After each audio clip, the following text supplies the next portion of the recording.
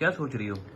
हम ये सोच रहे हैं कि जब भी कोई लड़की किसी घर में शादी करके जाती है उस दिन उसे उस घर की बहुत बड़ी जिम्मेदारी दी जाती है। कौन सी? गलतियों की जिम्मेदारी, क्योंकि उसके बाद उस घर में जितनी भी गलतियां होंगी उसकी अकेली जिम्मेदार उस घर की बहू है। क्यों?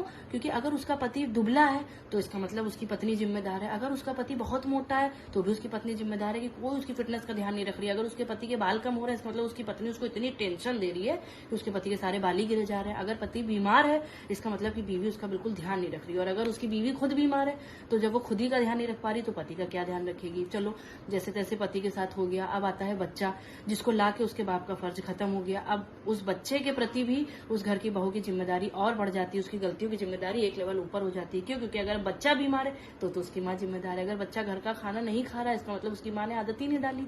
अगर बच्चा खेल रहा है, शैतानी कर रहा है जो कि उसको उस उम्र में करनी चाहिए, इसका मतलब उसकी माँ ने उसको कायदे का नहीं सिखाया, इतनी शैतानी करता है, पूरा घर फैला हुआ है।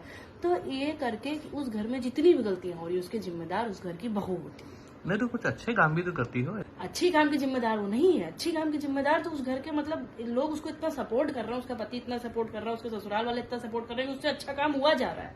वो इस लायक थोड़ी ना कि अकेली अच्छा काम कर ले। अकेली वो सिर्फ गलतियों की जिम्मेदार है, सिर्फ गलतियां कर सकती है अकेली। तो उसमें हम क्या करें फिर अब? नहीं, आप ये करिए कि आप और आपका बच्चा मिलकर जो इतनी गलतियां करते हैं उसको थोड़ा सा कम कर दीजिए, ताकि जो हमारे कंधों से जिम्मेदारी का बोझ है थोड़ा सा कम हो जाए। इतना कर दीजिए।